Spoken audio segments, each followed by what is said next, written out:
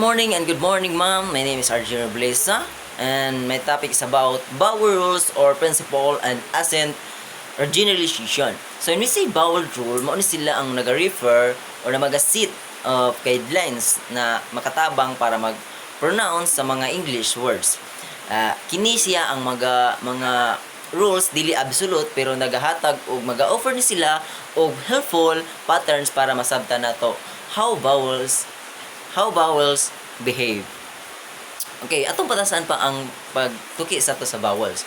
And number 1, in words containing a single vowel letter at the end of the word, the letter usually has the long vowel sound. Kung maingon ganitag vowel, single letter, unsa gani ni sila?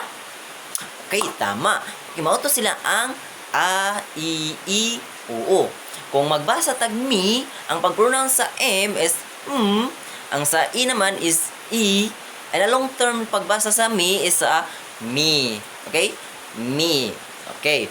Number 2. In a syllable containing a single vowel letter at the end of the syllable, the vowel letter may have either the long or short vowel sound. Sa ganing syllables class, na-discuss naman in the last lesson, but ato i-discuss niya. Okay, ang a syllable is an unbroken vowel sound within a word. Notice that we say a vowel sound, not just a vowel by itself. A vowel sound contains whichever constant and other vowels are attached to a vowel to make a certain distinct sound. For example, the word blanket has 2 syllables. Example, sa short sound is BB and the long sound is fire. BB and fire. Okay, number 3. A single vowel in a syllable usually has the short vowel sound if it is not a last letter or is not followed by R, W, or L. When explaining this student, it is often helpful to indicate that a single vowel in a closed syllable is usually short. Mga short sound lang, like siya nga dog, o di ba? Dog, cat, and rat. Okay, that's a short sound. And number 4 naman is vowels followed by R usually have a sound that is neither long nor or short. Kung natay short sound, nanapod sa tay long sound like car, bird, and pen. Di ba? And number 5, a Y at the beginning of a word has the Y constant sound. Y at the end of a single syllable word when preceded by a constant usually has the long I sound.